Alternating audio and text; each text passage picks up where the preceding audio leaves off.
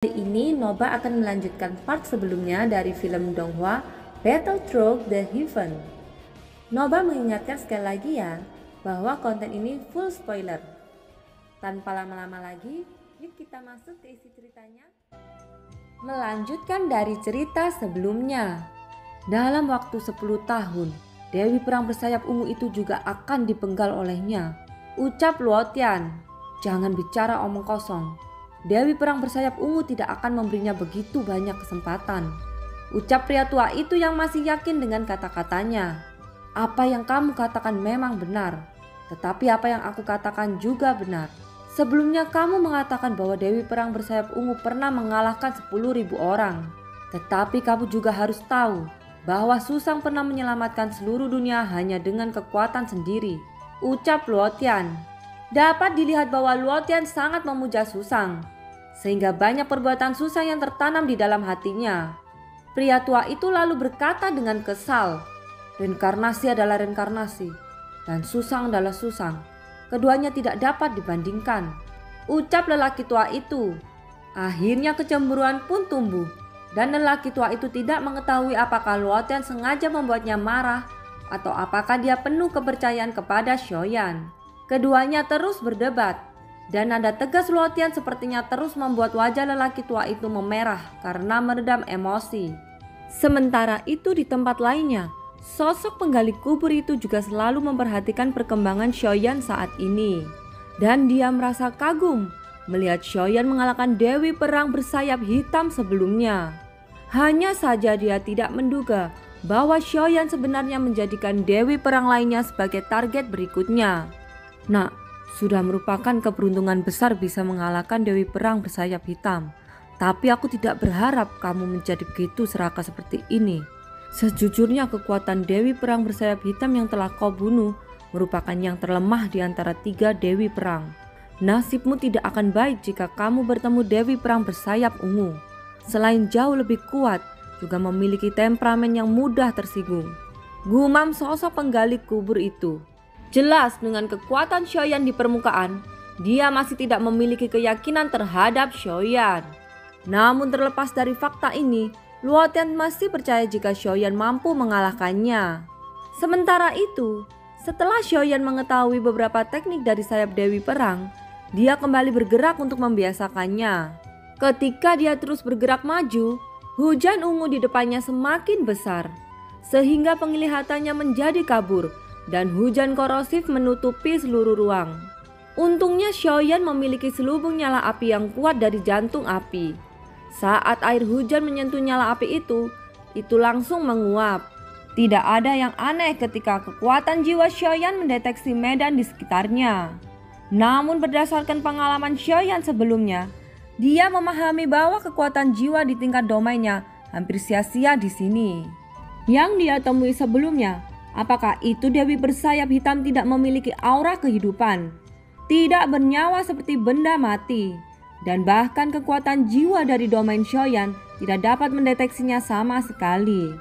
Setelah Xiaoyan terbang ke depan dengan kecepatan ekstrim selama sekitar setengah hari, tanah di bawahnya sudah lama menghilang, digantikan oleh lautan korosi yang dibentuk oleh air hujan ungu ini, dan memancarkan bau yang sangat menyengat.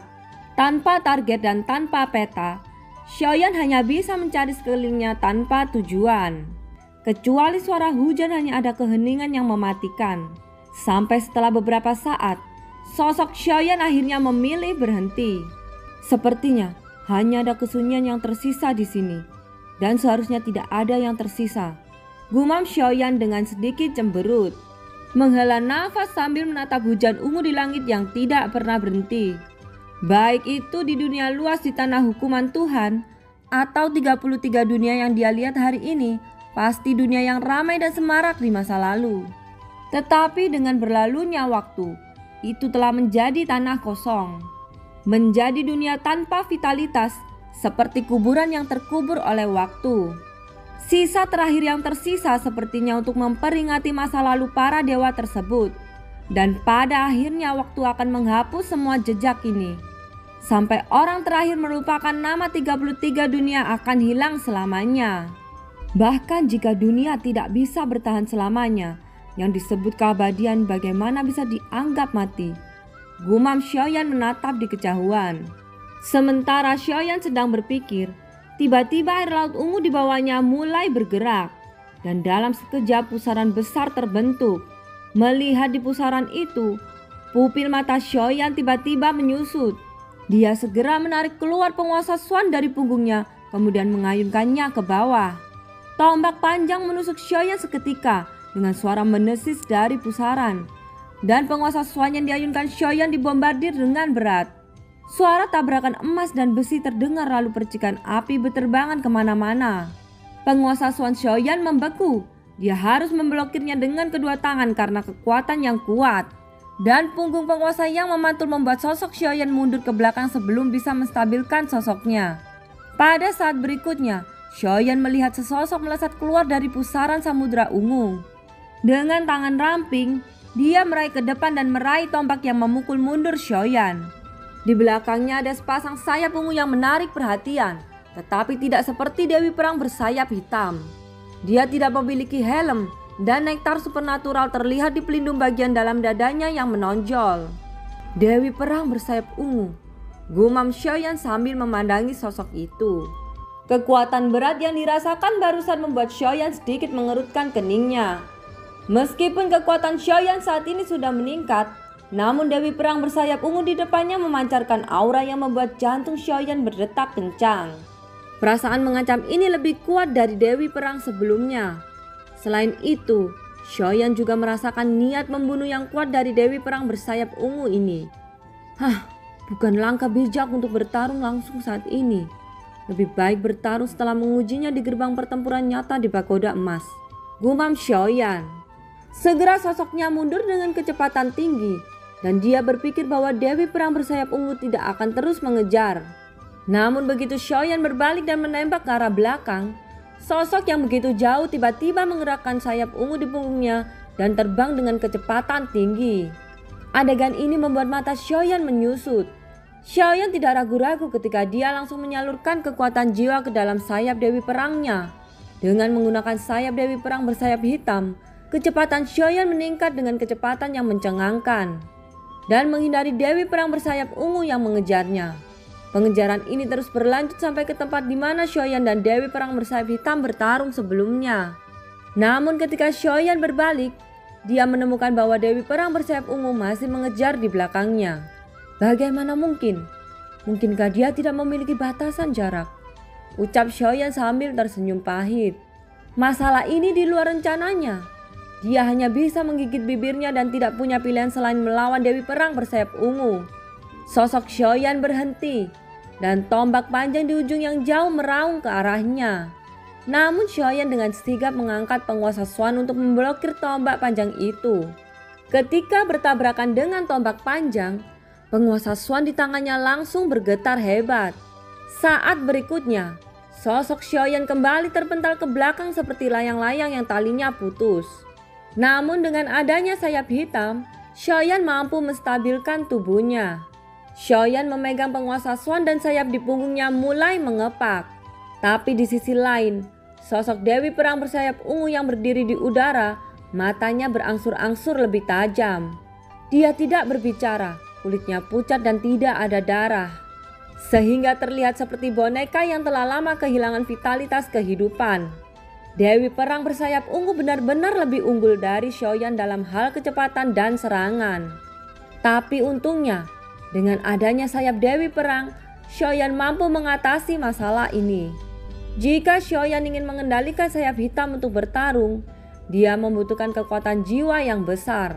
Dalam hal ini, Xiaoyan hanya bisa menggunakan avatar pemakan jiwa yang ada di dalam pagoda emas. Akan tetapi, setelah Xiaoyan memanggil avatar pemakan jiwa, serangan sengit dari Dewi Perang bersayap ungu tiba dalam sekejap mata. Tombak panjang langsung menungkik dan serangan sengit menuju ke arah Xiaoyan. Dewi Perang bersayap ungu tidak memberikan Xiaoyan waktu untuk teknik penggabungan tubuh. Sayap hitam besar di belakang Xiaoyan dan penguasa Yuan di tangannya nyaris tidak mampu memblokir serangan dari Dewi Perang bersayap ungu itu. Jadi Xiaoyan mengambil kesempatan untuk mengumpulkan kekuatan gunturnya dan memasukkannya ke dalam penguasa Swan. Sekarang sudah jelas bahwa kekuatan jiwa di tingkat domain tidak dapat mendukung sayap hitam dalam pertempuran berskala tinggi. Saat tubuhnya melesat ke belakang, Xiaoyan mulai membuat teknik penggabungan tubuh dan bergabung dengan avatar pemakan jiwa. Sayap Dewi Perang yang sudah surut di belakangnya harus mendapatkan dukungan dari kekuatan jiwa yang sangat kuat agar bisa menyatu kembali. Oleh karena itu, hanya dengan menggabungkan tubuh dengan avatar pemakan jiwa, Xiaoyan benar-benar dapat menggunakan sayap Dewi Perang ini dengan leluasa. Sungguh keberadaan yang mematikan, gumam Xiaoyan melihat Dewi Perang bersayap ungu. Dalam pertarungan yang singkat barusan, Xiaoyan merasakan bahwa ada tekanan kuat yang dibawa oleh serangan dari Dewi Perang bersayap ungu itu. Kemudian setelah jeda beberapa saat, kedua sosok melesat secara bersamaan. Tabrakan dari keduanya memicu ledakan sonik dan kemudian diikuti dengan serangan yang tidak dapat dilihat oleh mata telanjang. Dalam pertarungan yang sengit ini, sayap mereka berdua seperti pedang yang tajam, yang mana itu digunakan untuk menyerang dan bertahan. Keduanya bergerak dan serangan mereka seperti hujan. Tampaknya pertarungan ini tergantung pada siapa yang menunjukkan kelemahannya terlebih dahulu. Tapi jelas, Dewi Perang bersayap ungu tidak menunjukkan kelemahannya sama sekali. Di sisi lain, Xiaoyan juga benar-benar fokus. Selama pertarungan yang singkat ini dia mengandalkan teknik pembunuh yang dia pelajari dari Dewi Perang bersayap hitam sebelumnya. Dengan adanya teknik ini, dia bisa mengimbangi pergerakan dari Dewi Perang bersayap ungu. Namun keadaan imbang ini dipatahkan dengan cepat oleh Dewi Perang bersayap ungu. Kini bisa terlihat bahwa ada luka ganas di perut Xiaoyan. Meskipun Xiaoyan bisa pulih dengan cepat, cedera itu membuat kecepatan Xiaoyan sedikit melambat. Dalam pertarungan semacam ini, kelambatan sekecil apapun menimbulkan kerugian yang besar kepada Xiaoyan. Sayap hitam di belakang Xiaoyan memblokir serangan dari Dewi Perang bersayap ungu itu. Tetapi sayap ungu dari Dewi Perang memotong sayap kiri Xiaoyan dalam sekejap. Dan pupil mata Xiaoyan menyusut ketika melihat ini. "Yao Beng!" teriak Xiaoyan. Dengan terpotongnya sayap kiri, kecepatan Xiaoyan langsung turun secara signifikan. Pupil mata Xiaoyan berputar liar, kemudian cahaya yang sangat menyilaukan meletus darinya. Di bawah cahaya yang sangat menyilaukan ini, sosok Dewi Perang bersayap ungu membeku di tempat. Tetapi pembekuan ini sangat singkat, sehingga itu tidak memberi waktu pada Xiaoyan untuk menyerang Dewi Perang bersayap ungu. Begitu Dewi Perang bersayap ungu mendapatkan kembali kesadarannya, dia langsung melesat ke arah Xiaoyan. Kecepatannya secepat kilat. Itu langsung muncul di depan Xiaoyan hanya dalam satu tarikan nafas. Namun Xiaoyan sudah siap. Dia menggunakan sayap kanannya yang besar untuk menutupi seluruh tubuhnya. Tapi dengan suara robekan, sayap kanan itu terpotong tanpa ketegangan. Sayap Dewi Perang yang rusak berubah menjadi titik cahaya, dan tidak ada cara bagi Xiaoyan untuk menggunakannya lagi. 7 tapak dewa pembunuh, teriak Xiaoyan mengambil 7 langkah berturut-turut. Lalu 7 telapak raksasa mengembun ke langit dan langsung menuju ke arah Dewi Perang bersayap ungu. Xiaoyan tidak berhenti di situ. Setelah membuat jarak tertentu, dia kembali berteriak, "Domain Dewa Api Bayan!" teriak Xiaoyan. Dengan kekuatan dari sumber dokinya yang agung, keterampilan bertarung yang dia lepaskan akan lebih kuat dari sebelumnya. Lautan api putih meletus dari tubuh Xiaoyan, dan itu langsung membentuk bola api yang menyelimuti ratusan mil di sekitarnya. Namun saat berikutnya, bola api besar itu kembali tersedot menjadikan penguasa Swan sebagai pusatnya.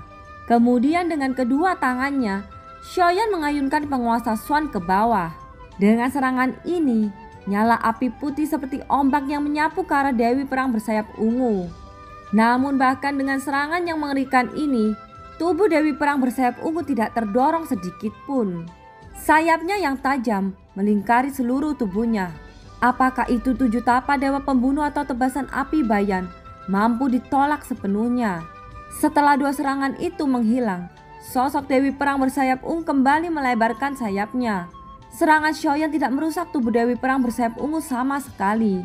Mata Xiaoyan tiba-tiba menyusut saat melihat adegan ini. "Bayan, apakah kamu berani bertarung dengannya?"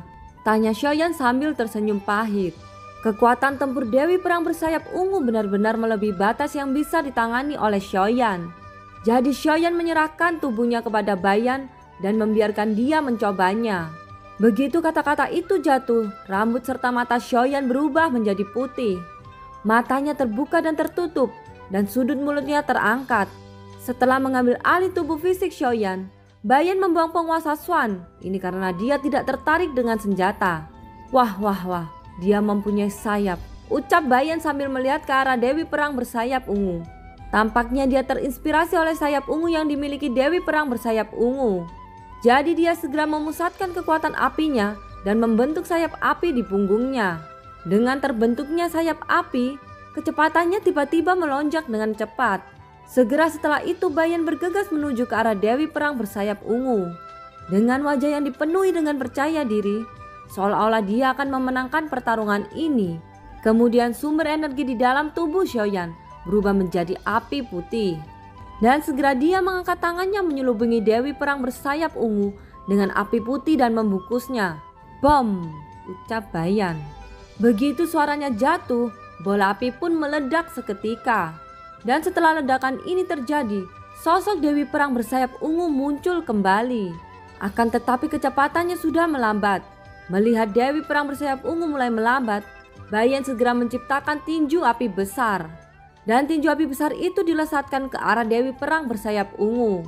Melihat ini, Dewi Perang bersayap ungu mengangkat kepalanya.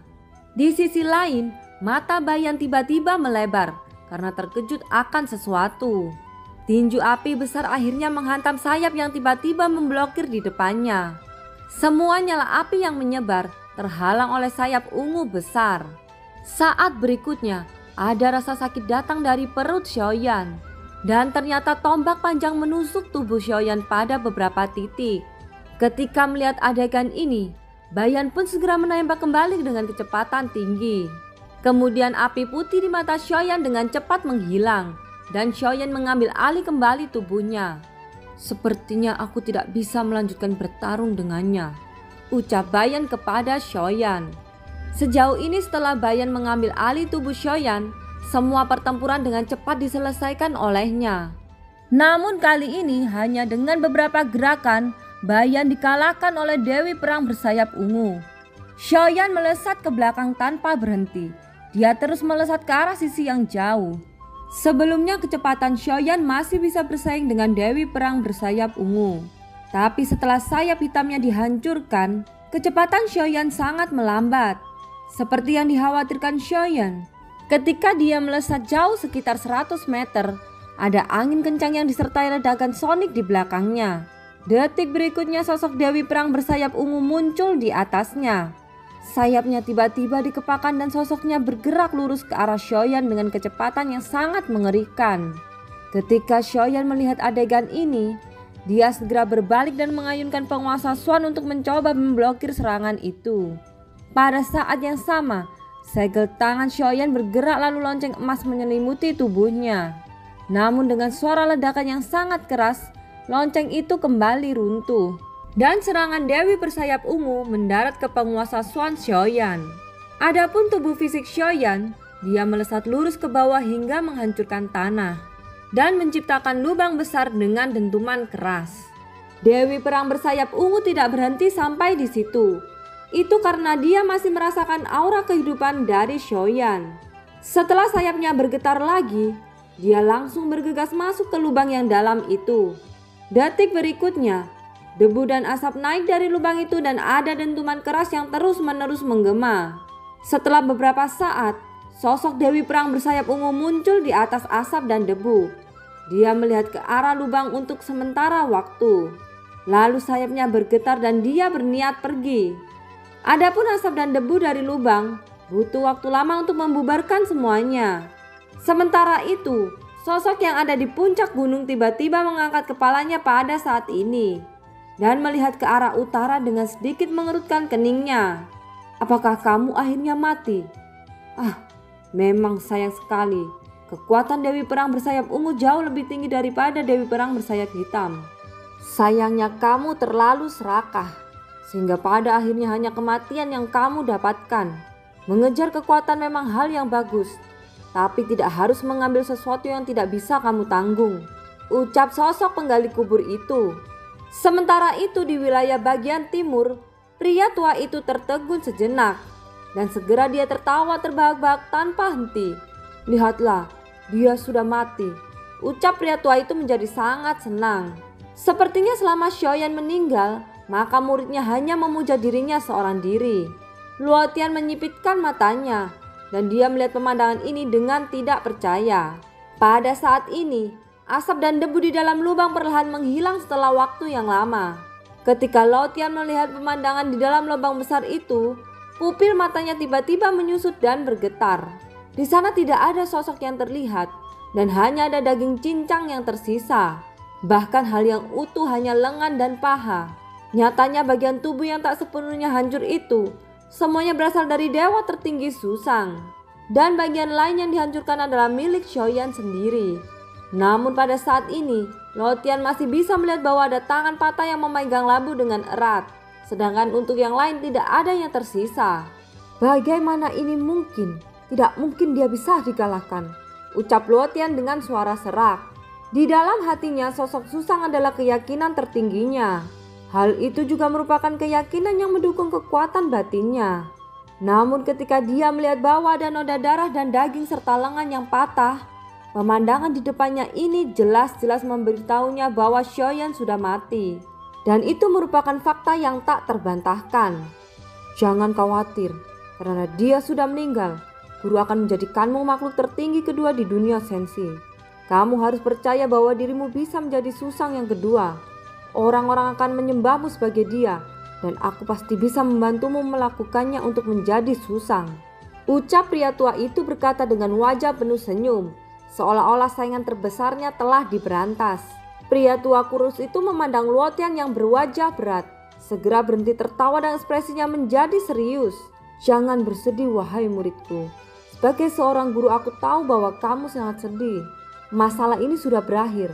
Aku hanya bisa berduka untuknya dalam diam," ucap pria tua itu sedikit mengerutkan keningnya dan berpura-pura memiliki wajah yang bersalah. Akan tetapi senyum di sudut mulutnya sulit untuk disembunyikan. "Apakah menurutmu itu lucu?" ucap Luo Tian berkata dengan dingin, dan ekspresi pria tua itu tiba-tiba menjadi tegang. Lalu dia menggelengkan kepalanya dengan keras. "Jangan khawatir muridku. Aku sudah menerima pelatihan profesional sebagai seorang guru. Aku tidak akan tertawa kecuali ada hal lain," ucap lelaki tua itu. Setelah lelaki tua itu menyelesaikan kata-katanya, dia segera berbalik dan tertawa dengan mulut yang dia tutup dengan sekuat tenaga. "Dengarkan ucapanku. Jika kamu tertawa lagi, aku akan meledakkan diriku dan aku benar-benar serius dengan ini," ucap Luo Tian dengan ekspresi dingin. Ketika mendengar kata-kata ini, lelaki tua itu segera berbalik untuk menatap Luo Tian. Wajahnya sangat serius dan tidak berani untuk tertawa sama sekali. "Muridku, tenanglah. Aku tidak tertawa lagi. Untuk muridku tercinta sungguh aku tidak akan tertawa lagi," ucap pria tua itu. Sepertinya pria tua itu sangat takut kepada Luo Tian. Ini bukan pertama kalinya Luo Tian memilih meledakkan dirinya untuk mengakhiri hidup. Dan dia diselamatkan oleh pria tua ini lagi dan lagi. Bagi lelaki tua itu, hal ini merupakan tindakan yang kejam untuk dirinya sendiri. Dan pria tua itu tidak akan bertarung untuk kebenaran apa yang dikatakan Luo Tian. Tapi tiba-tiba mata Luo Tian yang menatap tirai tipis membeku dalam sekejap. Pria tua yang melihat perubahan pada mata Luo Tian segera mengangkat alisnya. "Tunggu dulu, aku masih tidak percaya. Tidak percaya apakah dia masih bisa dibangkitkan hanya dengan aura kehidupan yang setipis ini," ucap pria tua itu dengan tatapan aneh. Dia melihat sinar api hitam muncul di lubang yang dalam. Api hitam menyapu dan berubah menjadi api yang berkobar dalam sekejap. Pada saat itulah si pria itu melihat bahwa di dalam api hitam muncul jaringan-jaringan rumit yang mulai muncul di sekitar jantung. Setelah beberapa saat, sebuah tubuh bayi muncul di dalam api hitam itu. Dan semua energi yang menyebar dikumpulkan dan dialirkan ke dalam tubuh bayi itu. Bayi itu tumbuh dengan kecepatan yang terlihat oleh mata telanjang. Dan nyala api tak pernah padam mengekstraksi kekuatan dunia dari 33 dunia untuk membuat nirvana Xiaoyan. Api ini adalah, bukankah ini api abadi? Atau yang terkenal sebagai api tak pernah padam? Ucap terkejut Luo Tian. Jantung api bukanlah rahasia, tetapi hal-hal aneh seperti itu hanya ditemukan dalam rumor. dan semuanya langka. Setidaknya Luotian tidak pernah bertemu seseorang yang memilikinya. Hanya ada sedikit orang yang bisa menaklukkan jantung api. Bahkan jika itu bisa ditaklukkan belum tentu dapat dikendalikan. Selama ada api tak pernah padam, sang dewa tertinggi tidak akan pernah mati. Ucap Luotian, matanya tiba-tiba dipenuhi dengan kilatan. Keresahan di dalam hatinya telah menghilang. Dengan hadirnya inti api itu juga menyalakan kembali harapannya. Sialan, dia bahkan memiliki api tak pernah padam. Ucap pria tua itu sambil mengertakkan giginya. Adapun jiwa Xiaoyan, ketika api abadi menciptakan kembali tubuhnya. Jika dia ingin sepenuhnya menyerap dan membentuk kembali tubuhnya dari nirvana, itu akan memakan waktu 5 tahun atau bahkan 100 tahun untuk memecahkannya. Itu hanya tergantung pada vitalitas kehidupan yang dapat diberikan Xiaoyan. Dia tidak pernah berpikir bahwa dia akan terbunuh dalam sekejap oleh Valkyrie sayap ungu. Kesadaran Xiaoyan langsung datang ke pagoda emas, dan dia datang ke gerbang pertempuran yang sebenarnya. Ini akan memakan waktu untuk memulihkan tubuh fisikku. Karena aku bisa menghancurkan satu dewi perang, aku pasti bisa menghancurkan yang kedua. Ucap jiwa Xiaoyan menjadi tegas. Penghancuran tubuh fisiknya kali ini masih merupakan pukulan psikologis yang cukup besar baginya. Setelah memiliki sayap dewa, Xiaoyan juga menyadari betapa kuatnya sayap itu. Ah, tidak, ini jelas belum berakhir. Aku harus mendapatkan harga diriku kembali. Ucap Xiaoyan dengan senyum masam. Sepertinya selain kalah dengan dewi perang bersayap ungu, Xiaoyan juga tertarik dengan nektar dewa yang berada di badannya itu. Sebelumnya nektar dewa yang diperoleh dari dewi perang bersayap hitam sudah meningkatkan kekuatannya secara signifikan. Jelas peningkatan semacam ini sesuatu yang tidak bisa ditemukan oleh Xiaoyan di dunia manapun. Hanya saja biaya yang ia butuhkan sangat mahal untuk mendapatkan nektar dewa tertinggi di dada dewi perang bersayap ungu itu. Untungnya sayap dewi perang berwarna hitam milik Xiaoyan tidak musnah. Ternyata sayap dewi perang ini juga memiliki kemampuan untuk memperbaiki dirinya sendiri. Untuk mengalahkan dewi perang bersayap ungu, Xiaoyan harus lebih mahir mengendalikan sayap dewa yang dia peroleh. Hanya sihir yang bisa mengalahkan sihir, dan Xiaoyan sangat jelas tentang masalah ini. Xiaoyan telah menemukan beberapa pengalaman ketika bertarung melawan dewi perang bersayap hitam. Akan tetapi, jelas masih ada kesenjangan antara dewi perang bersayap ungu dan dewi perang bersayap hitam. Selain itu, alasan mengapa Xiaoyan mampu mengalahkan dewi perang bersayap hitam adalah dia mengalami ratusan pertempuran yang sebenarnya di dalam pagoda emas. Xiaoyan juga ingin mengalahkan dewi perang bersayap ungu itu, dan dia hanya bisa mengandalkan gerbang pertempuran yang sebenarnya. Singkatnya, Xiaoyan sudah bertarung selama 10 kali melawan dewi perang bersayap ungu di dalam pagoda emas. Xiaoyan tidak menghindar, dan dia terus menerima serangan dari dewi perang bersayap ungu.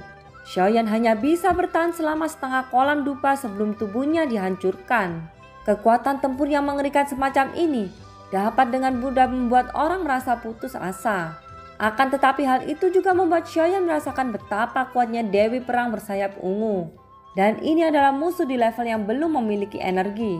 Tidak dapat dibayangkan seperti apa kekuatan ketiga dewi perang selama hidupnya.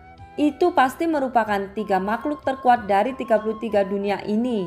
Singkat cerita, dalam beberapa bulan kemudian, Xiaoyan sudah dikalahkan ratusan kali. Setelah ratusan pertempuran, Xiaoyan akhirnya mampu bertahan lebih dari sebatang dupa saat melawan dewi perang bersayap ungu. Meskipun begitu, untuk mengalahkan dewi perang bersayap ungu masih merupakan mimpi besar bagi Xiaoyan. Untungnya masih banyak waktu yang diberikan kepada Xiaoyan. Selain mempelajari 13 jenis pembunuh dari sayap hitam dewi perang, dia juga mempelajari lebih banyak metode bertarung dari dewi perang bersayap ungu. Tampaknya dalam penggunaan sayap dewi ini, sang dewi perang bersayap ungu juga telah meningkatkan kekuatan dan kecepatan di tingkat yang belum pernah Xiaoyan capai. Oleh karena itu, bahkan jika Xiaoyan mempelajari 13 teknik pembunuhan dari sayap hitam, dia masih ada celah besar di antara keduanya. Aku khawatir, aku hampir tidak mungkin untuk mengalahkannya jika terus seperti ini, gumam Xiaoyan. Sepertinya setelah mengalami ratusan pertempuran di gerbang pertempuran, Xiaoyan akhirnya menyadari kenyataan ini. Dan film pun berakhir. Terima kasih ya yang sudah nonton Nobah sampai akhir. Sampai jumpa.